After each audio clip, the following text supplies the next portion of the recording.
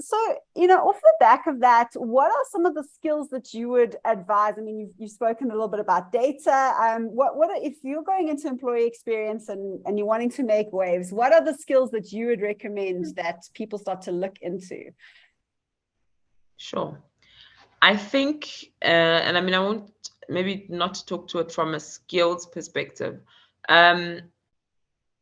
I would think the first one is data and analytics. And what you're starting to see quite a bit of is even beyond just HR functions, the need for analytics, the need to make sense of all the data that you receive as an organization from the various touch points. So definitely work around people data analytics, what you do with that data, and building that skill. And I think you're not just seeing it in the employee experience space, you're seeing it across the board. I think even in the customer experience space, the need for data analytics, definitely one.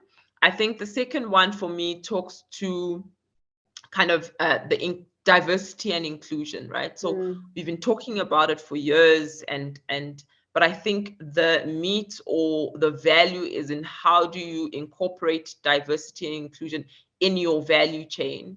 And what that probably means is working from an OD perspective, with expertise around what are the things that build inclusivity, what are the things that make sure that teams are diverse, but how do you build inclusivity across the value chain, and how do you build inclusivity across the employee journey. And I think that's how you keep employees engaged, and that's how you make sure that everyone that's in the organization, and you talk about the personas and personalization, you have different types of employees, and how do you make sure that at every moment of truth you're showing up for them. And I think it is a skill. It might seem easy, and there's some blind spots I might have. So you just spoke about women re-entering the organization, and I was thinking to myself, that's a good one, because you're right. When we do talk about females, we generally talk about a certain group, a certain life stage, but actually there's also this one that you've just mentioned. And I think for me, it does take a certain skill and a certain level of thought. And I think certainly something I think we need to be working towards is really the inclusivity or inclusion in the employee journey. Yeah, and I think, again, I mean, and I think you made such a valid point earlier when you were talking about, that conversational aspect of the, and of the employee experience, and always answering, having the action that the organization takes. And I think that, it's, when you want to answer like that, I always think the first thing is like, just ask your employees, ask them where they can help and where they can feel more included. And I've never seen somebody that doesn't want to give their opinion.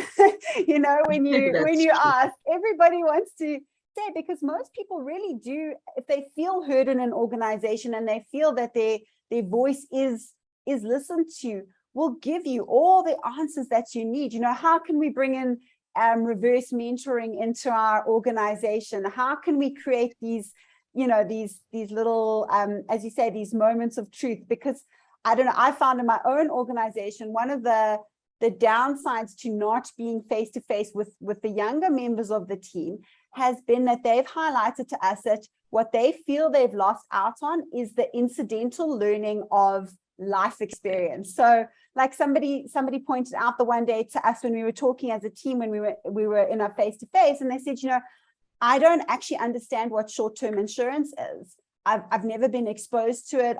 It's not something, and had I not listened to you all having this conversation about somebody's broken dishwasher, I would not have known that this is potentially something that I need.